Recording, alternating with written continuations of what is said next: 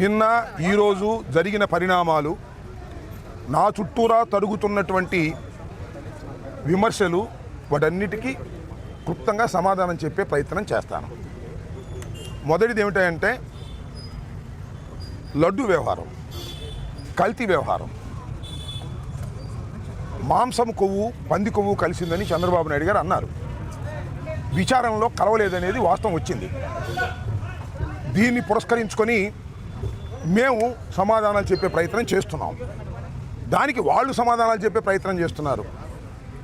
అన్నెసరీగా చట్ట వ్యతిరేకంగా మాజీ ముఖ్యమంత్రి బొమ్మలు వేసి ఫ్లెక్సీలు కట్టారు చట్ట వ్యతిరేకంగా.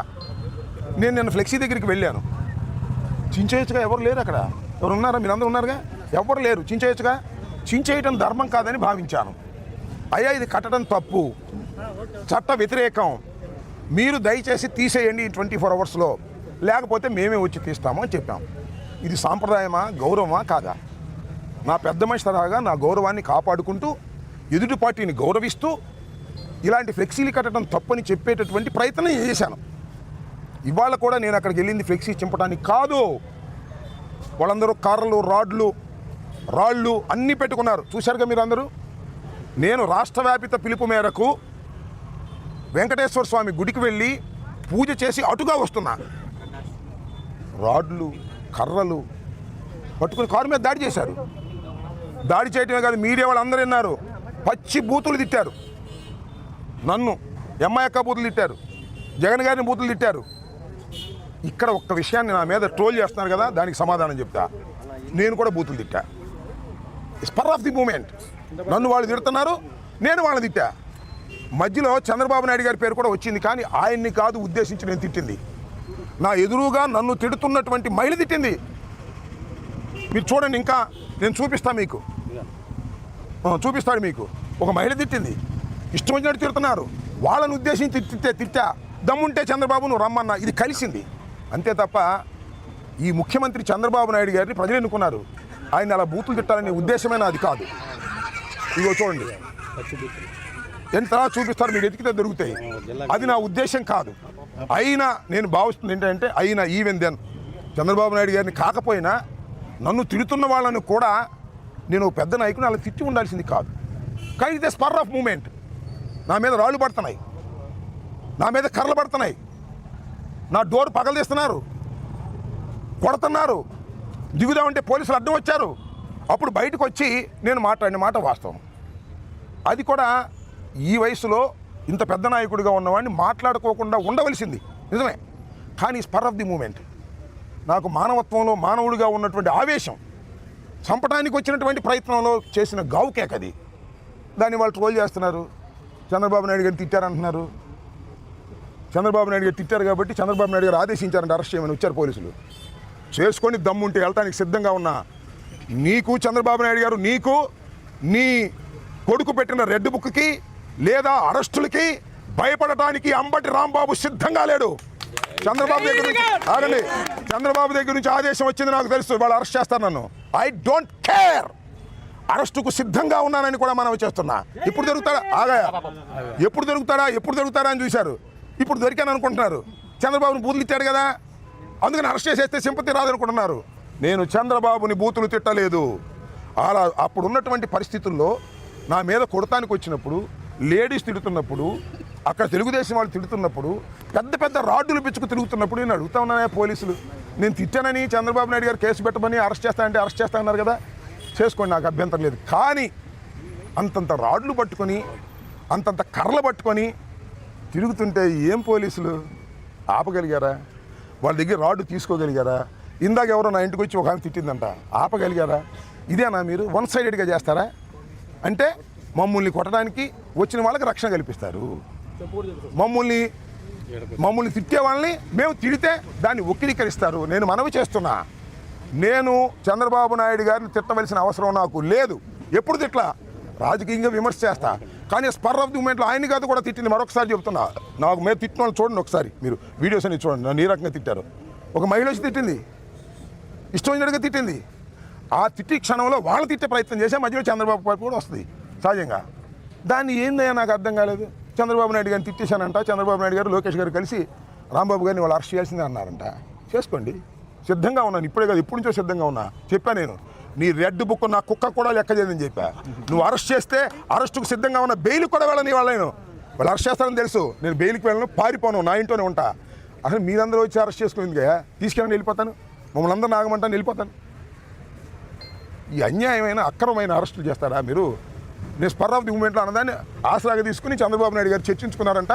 ఎమ్మటే అరెస్ట్ చేయండి అన్నారంటే ఫోర్స్ పెట్టారు. I don't care. మరొకసారి చెప్తున్నా, చంద్రబాబుకి, చంద్రబాబు కొడుక్కి, రెడ్ బుక్కి, నా ఇంట్లో కుక్క నా తోటలో ఉన్న 2 కుక్కలు, అవి కూడా భయపడవు. అర్థం కదా? మీరు అరెస్ట్ చేస్తే భయపడేవాడిని కాదు నేనని చెప్తున్నా. అరెస్టుకు సిద్ధంగా ఉన్నప్పుడే రాజకీయాల్లో ఉండాలని నిర్ణయించుకున్న మొదటి రోజునే నేను. ఇవాళ దొరికాను అనుకుంటున్నారు, నేను దొరకలేదు. అయినా నన్ను అరెస్ట్ చేయాలనుకుంటున్నారు, చేసుకోండి, సిద్ధంగా ఉన్నా అని చెప్తున్నా. ఇప్పుడు అడగని చెప్తే సమాధానాలు.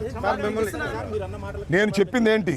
స్పర్ ఆఫ్ ది మూమెంట్లో నేను చంద్రబాబుని అనలేదు, నన్ను అన్నవాళ్ళని అన్నాను నేను. అక్కడ అన్నారు లేదో, నాగరాజు నువ్వు కూడా ఉన్నావు కదా, నన్ను తిట్టారా లేదా చెప్పు. నువ్వు సాక్ష్యం చెప్పడానికి భయపడతావు. నన్ను తిట్టారా లేదా? ఆ తిట్టిన ఆగు, నన్ను ఇందాక వచ్చింది ఒక లేడీ, ఆ లేడీ వచ్చింది అంటే వాళ్ళు తిడుతుంటే ఆ స్పర్ ఆఫ్ ది మూమెంట్లో ఆగండి, ఒక మానవుడిగా తిట్టకూడదు నేను వాళ్ళని. వాళ్ళు నన్ను తిట్టొచ్చా? నేను తిట్టాను కాబట్టి అది ఫోకస్ అయ్యింది. అది కూడా స్పర్ ఆఫ్ ది మూమెంట్. తిచ్చి ఉండాల్సింది కాదు, వాళ్ళు ఎదవలైనా సరే నేను తిచ్చి ఉండాల్సింది కాదు. కానీ ఆ క్షణంలో టెంపర్ లూజ్ అయ్యా. అది నా వాస్తవాన్ని ఆవిష్కరిస్తున్నా. చంద్రబాబు అరెస్టుకు భయపడి చెప్పట్లా నేను. ఇది నా పొద్దు నుంచి పీకుతుంది నన్ను మనసులో. ఎందుకురా ఇలా బూతులు మాట్లాడాను? ఆ లేడీస్ నన్ను తిట్టింది కానీ ఆ లేడీని ఎందుకు బూతులు మాట్లాడాను? అక్కడ ఉన్నటువంటి కార్పొరేటర్లు ఎందుకు బూతులు మాట్లాడాను? ఇంత రాడ్లు పిచ్చుకొచ్చారు కదా, నేను అడుగుతా ఉన్నానయ్యా, మిమ్మల్ని అందరినీ అడుగుతా ఉన్నా. ఇంతమంది పోలీసులు ఉన్నారు కదా, ఒక్కడి దగ్గర రాడ్డు తీసేస్తున్నారు వెనక్కి, ఒకరి దగ్గర కర్ర తీసుకున్నారు వెనక్కి, తీసుకోరా? నన్ను మాత్రం చంద్రబాబు అరెస్ట్ చేయమని అంట. వాళ్ళ అబ్బాయిని చంద్రబాబు అరెస్ట్ చేస్తారంట. నేను పారిపోనాయా, ఇంట్లో ఉంటా, వచ్చి తీసుకెళ్ళండి అన్నా. ఇందాక వచ్చారు ఇంట్లోకి, బరబర వచ్చారు ఆ వంశీ సిఐ. మళ్ళీ ఏమంటే ఇప్పుడు వద్దు అనుకున్నారేమో, మళ్ళీ వెనక్కి వచ్చారు. అరెస్ట్ చేస్తే, కోర్టులో ప్రొడ్యూస్ చేస్తే, రిమాండ్ చేస్తే రిమాండ్కి వెళ్తాను, జైల్లో ఉంటాను, మీ సంగతి తేలుస్తాను. చంద్రబాబు గుర్తుపెట్టుకోమని కూడా మనవి చేస్తున్నాం. భయపడేవాడు కాదు ఈ అంబటి రాంబాబు. భయపడితే రాజకీయాల్లోనే ఉండలేము. ఇంకా ఏమైనా అడుగుతారా? తెగించడం కాదు, గత్యంతరం లేక పిల్లిని గదిలో పెట్టి కొడితే ఏమైంది? పులి అవుదా? అంతే, మేము కూడా పులి అవుతున్నాం, అంతకు మించేది. అరెస్ట్ చేస్తామంటే పారిపోవాలా? అరెస్ట్ చేస్తామంటే బతినాడాలా? అరెస్ట్ చేస్తామంటే యాంటిసిపేటర్ బెయిల్కి వెళ్ళాలా? అరెస్ట్ చేస్తామంటే దాక్కోళ్ళు ఎక్కడికి వెళ్ళి దాక్కోవాలా? అలాంటి తత్వం కాదు నాది. ఫ్రమ్ ది బిగినింగ్ మొట్టమొదటి చెప్తున్నా. తెగింపు కాదు ఇది. పిల్లిని పెట్టి కొడితే పులి అవుతుంది.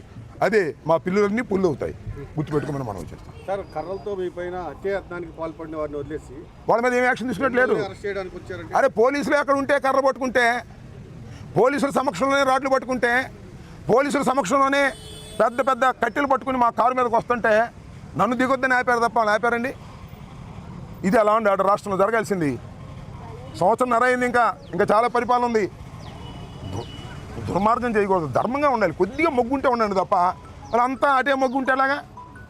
ఇందాక వచ్చిన ఇంటికాడ తిట్టింది సరే, మా వాళ్ళు ఎంటపడ్డారు, అది వేరే విషయం.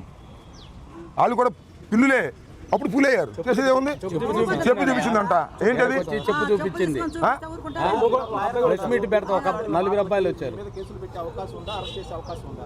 అసలు ఆగమ్మా నువ్వు. చట్టం తెలుసు నాకు, లాయర్గా ఉన్నాను. అసలు చట్ట ప్రకారం ఈ ప్రభుత్వం పోవట్లేదు. చంద్రబాబు, లోకేష్ అరెస్ట్ చేయమంటే అరెస్ట్ చేస్తారు. అరెస్ట్ చేసిన తర్వాత కూడా కేసు పెడతారు. ఇప్పుడు అరెస్ట్ చేస్తారా, ఇంకా 2 కేసులు పెడతారు పాతి. నన్ను ఏ విధంగా నిర్బంధించాలి, ఏ విధంగా జైల్లో పెట్టాలని ఆలోచన చేస్తారు, అంతే కదా.